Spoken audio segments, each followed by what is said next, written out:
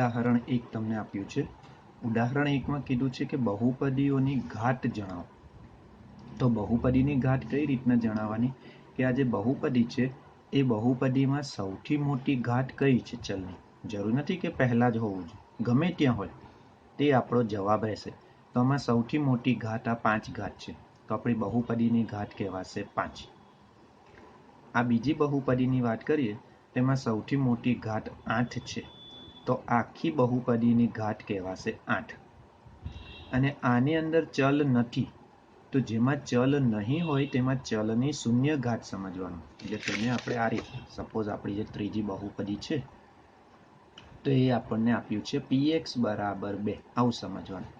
તો px બરાબર 2 જે છે તેમાં આપણી પાસે x નથી, તો આપણે કોઈ પણ સંખ્યા નહીં હોય તેની 0 ઘાત ઉમેરી શકીએ। તો આપણી પાસે ચલ x નથી તો આપણે ચલની શૂન્ય ઘાત, કેમ કે આપણે 8મા ધોરણમાં શીખ્યા કે કોઈ પણ સંખ્યાની શૂન્ય ઘાતનો જવાબ 1 આવે। જેમ કે 5ની શૂન્ય ઘાતનો જવાબ પણ 1, 10ની શૂન્ય ઘાતનો જવાબ પણ 1, 50ની શૂન્ય ઘાતનો જવાબ પણ 1, xની શૂન્ય ઘાતનો જવાબ પણ 1 જ। તો આપણે આ 2 ને 1 થી ગુણેલો એવું સમજવાનું। તો જવાબ તો 2 જ આવે, 2 ગુણ્યા 1 એટલે 2 જ આવશે। તો આપણે કંઈ નવું કર્યું નથી, એક્સ્ટ્રા કંઈ એડ કર્યું નથી। તો જ્યારે પણ ચલ નહીં હશે અને આપણે એની ઘાતની જરૂર છે તો એક્સની 0 ઘાત કરીને આપણે એને સમજીશું, બરાબર। ચલ નહીં હોય તો આ રીતના ઉમેરીશું। અને જો પદ નહીં હોય મતલબ કે મારી કોઈ બહુપદી આવી છે x² + 7, મારે આમાં x વાળું પદની જરૂર છે, તો એ પદ માટે આ રીતના મુકાશે। એનો સહગુણક 0 લેવાનો, ઘાત નહીં।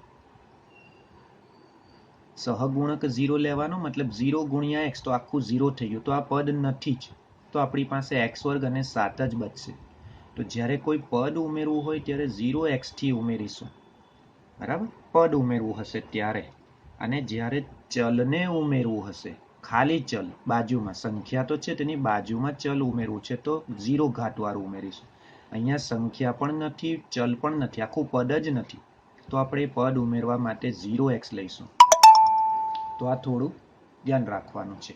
તો ચલો આપણે જઈએ સ્વાધ્યાય 2.1 માં। સ્વાધ્યાય 2.1 માં તમને આવા ઘણા દાખલાઓ આપ્યા છે, તો એ દાખલાઓનું આપણે સોલ્યુશન કરતા જઈએ અને સમજતા જઈએ કે કઈ રીતના એ સોલ્વ થશે, ઠીક છે।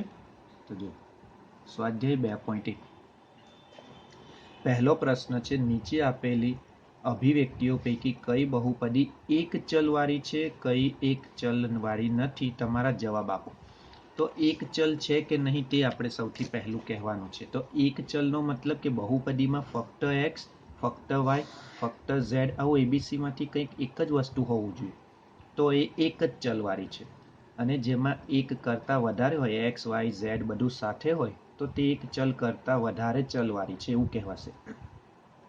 તો આપણી પહેલી બહુપદીમાં ફક્ત x જ દેખાય છે, તો મતલબ કે આ ફક્ત એક ચલવાળી બહુપદી છે। ઘાત એવું કશું જ જોવાનું નથી, ફક્ત ચલ આપણે અત્યારે જોઈએ છે। બહુપદી છે કે નહીં તે પણ આપણે ચેક કરીશું, એ પણ બતાવું છું। હવે આમાં પણ y વાળો જ પદ છે, બીજું x વાળું નથી, તો આ પણ એક ચલવાળી જ છે, ઠીક છે। આની અંદરની વાત કરીએ તો આપણે બહુપદીના નિયમ સમજ્યા હતા કે બહુપદીનો ઘાત જે છે તે અપૂર્ણાંક કે ઋણ નહીં હોવો જોઈએ। તો આ જે બહુપદી છે તેમાં આપણે ઘાતને જો ધ્યાનમાં લઈએ તો ઘાત અપૂર્ણાંક થઈ જશે। કેવી રીતના તે આપણે સમજીએ કે એનો ઘાત અપૂર્ણાંક કઈ રીતના થાય છે। તો જો આ તમારી બહુપદી છે, 3 વર્ગમૂળમાં t વત્તા t વર્ગમૂળમાં 2। આપણે ચલની ઘાતની જ આપણે પ્રોબ્લેમને સોલ્વ કરવાની છે, એને ચેક કરવાનું છે। સંખ્યાની ઘાત ગમે તે હોય તેની સાથે કોઈ લેવા દેવા નથી। ચલ, તો અહીંયા વર્ગમૂળની અંદર t છે, તો વર્ગમૂળ એટલે કેટલો ઘાત કહેવાશે? તો કોઈ પણ સંખ્યા, જેમ કે 25નું વર્ગમૂળ હોય તો એ 25ની 1/2 ઘાત કહેવાશે। વર્ગમૂળ એટલે 1/2 ઘાત। અને 8 એ ઘનમૂળમાં હોય તો એ 1/3 ઘાત કહેવાશે। તો મતલબ કે વર્ગમૂળ કે ઘનમૂળ એ ઘાત છે, એકચ્યુઅલી ખરેખર જોઈએ તો એ ઘાત છે અપૂર્ણાંકમાં, આ રીતના। તો અહીંયા પણ જો હું આને ઘાતમાં ફેરવું તો આ 3t તેની 1/2 ઘાત થશે, પાછળવાળાને તો વાંધો નહીં, કેમ કે પાછળમાં ચલની ઘાત નથી, સંખ્યાની છે, તો એ ચાલશે. પણ અહીંયા મારી ચલની અપૂર્ણાંક ઘાત આવી ગઈ, તો આ બહુપદી જ નહીં કહેવાશે. પછી એક ચલ કે દ્વિચલનો પ્રશ્ન જ ઊભો નથી થતો. આ મારી બહુપદી નથી. તો જ્યારે પણ ચલની અપૂર્ણાંક ઘાત આવે તો એ બહુપદી નથી.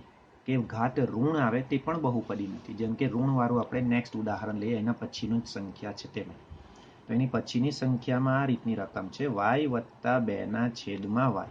ચોથો દાખલો છે પહેલા જ પ્રશ્નનો. તો અહીંયા y આપણો છેદમાં છે.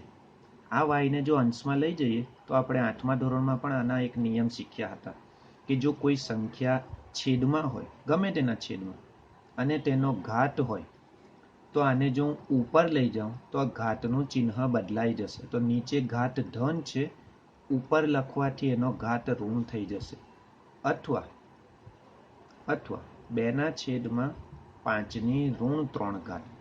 આ ઘાત ઋણ છેદમાં છે, એને હું ઉપર લખું અંશમાં તો એ ઘાત ધન થઈ જશે. તો મતલબ કે છેદમાંથી ઉપર લઈ જવાથી ઘાત જે પણ ચિહ્નવાળી હશે તે બદલાઈ જશે.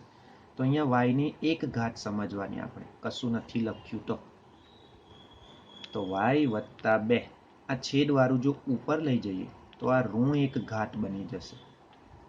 તો મતલબ કે આપણા ચલની ઘાત ઋણ થઈ ગઈ.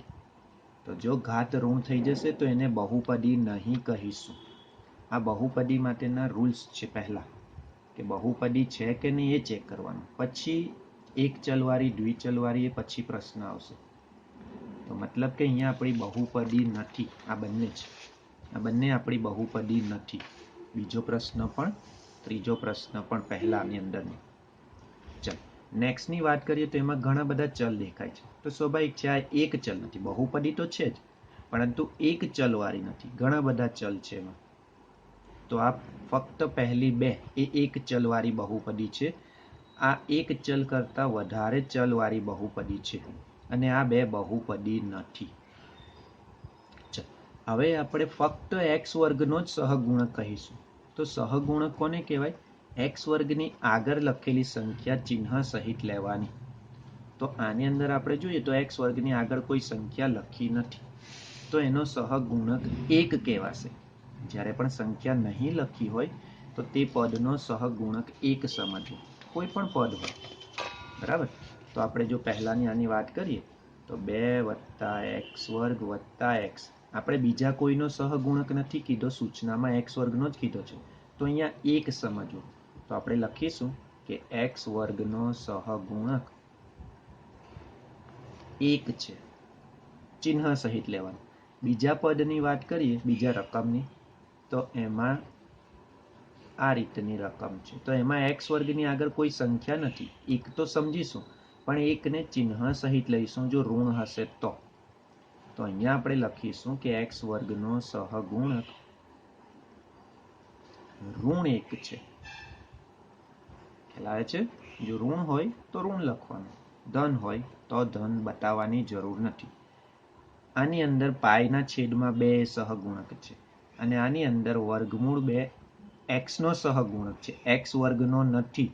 તો મેં તમને પહેલા જ કીધું, જો પદ નથી, આ છેલ્લાની અંદર વાત કરી, રકમમાં ફક્ત x જ છે, તો આપણું x વર્ગ વાળું આખું પદ જ નથી. તો જો પદ નહીં હોય તો તેને 0x² કરીને ઉમેરવાનું. આખું પદ નહીં હોય તો આ રીતના ઉમેરીશું 0x² કરીને. તો મતલબ કે x વર્ગનો સહગુણક કેટલો થયો? 0.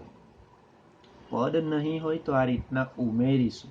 અહીંયા ચલ નથી, બરાબર, છેલ્લામાં. તો એ ચલ ઉમેરવું હોય તો એમાં હું આ રીતના 0 ઘાત વાળું ચલ ઉમેરીશ. પદ તો છે, પદ તો છે જ, મારે એની બાજુમાં ચલ નથી, એટલે ચલ ઉમેરવું હોય તો 0 ઘાત વાળું ઉમેરીશ. પણ અહીંયા આખું પદ જ નથી. તો પદ નહીં હોય તો પદને ઉમેરવા માટે 0x² કે 0x મતલબ કે સહગુણક 0 લઈને ઉમેરવું તે પદને. તો આ બહુપદી જે છે તેની અંદર x વર્ગનો સહગુણક 0 લઈશું. ચલો નેક્સ્ટ, ત્રીજો પ્રશ્ન. એની અંદર તમને કીધું છે કે 35 ઘાત વાળી દ્વિપદીનું એક ઉદાહરણ આપવાનું છે. તો ચલની ઘાત કેટલી જોઈએ છે આપણને? 35.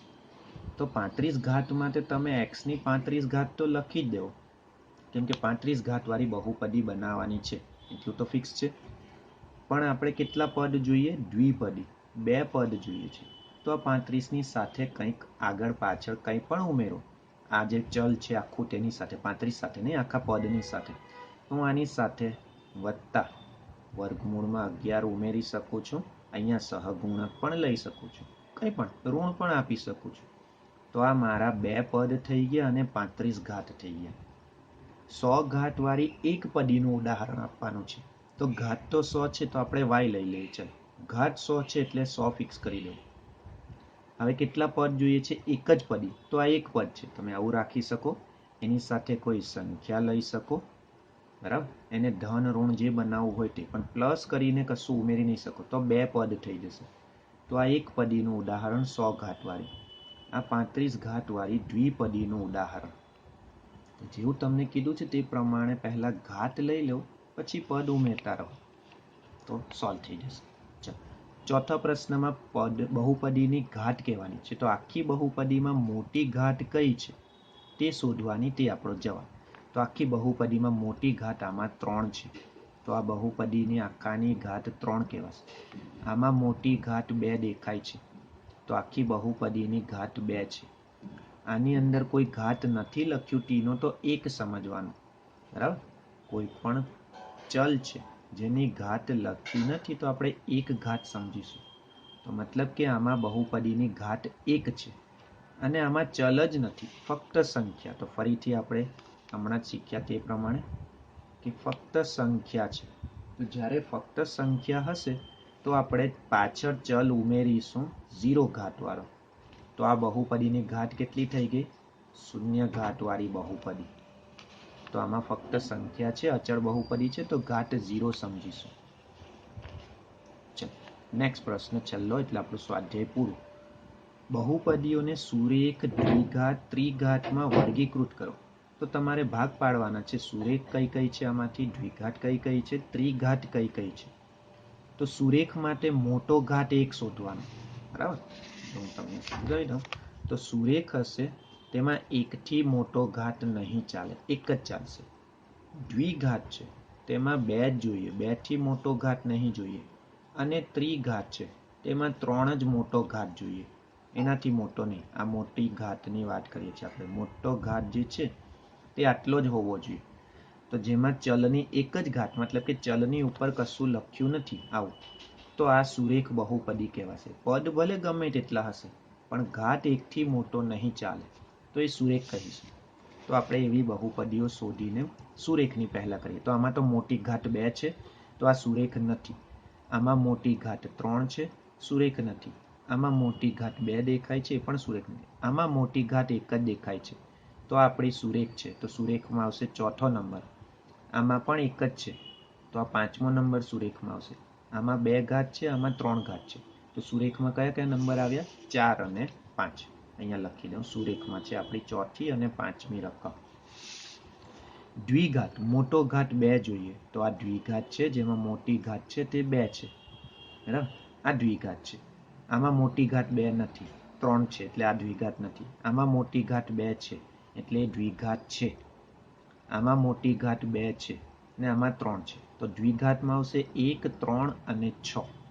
આ આપણી દ્વિઘાત છે, પહેલી, ત્રીજી અને છઠ્ઠી. આ દ્વિઘાત છે. હવે ત્રિઘાત, તો મોટો ઘાત 3 શોધવાનો. તો આમાં મોટો ઘાત 3 છે અને આમાં મોટો ઘાત 3 છે, મતલબ કે 2 અને 7 એ આપણી ત્રિઘાત વાળી બહુપદી છે. 2 અને 7. તો આ રીતના તમે બહુપદીને ઘાત પરથી અલગ કરી શકો છો, કેટલા ઘાતવાળી છે. તો આ તમારું સ્વાધ્યાય 2.1 કમ્પ્લીટ. આ બધું તમને ઓબ્જેક્ટિવ, જે હેતુલક્ષી પ્રશ્ન હોય 1 માર્ક્સના, ખાલી જગ્યા, ખરા ખોટા, MCQ, કશું પણ, એની અંદર ઘણું કામ લાગશે. એમાં આ બધી વસ્તુ પૂછાય છે 1 માર્ક્સમાં આ પ્રકરણની. તો એના માટે થોડું આ બેઝિક માઇન્ડમાં રાખજો. ચલો, તો ચેનલ જોતા રહેજો, સબસ્ક્રાઈબ કરતા રહેજો. નેક્સ્ટ ટાઈમ આપણે બહુપદીના 0 થી 9 શીખીશું, જે તમને આવતા વર્ષે પણ કામ લાગશે.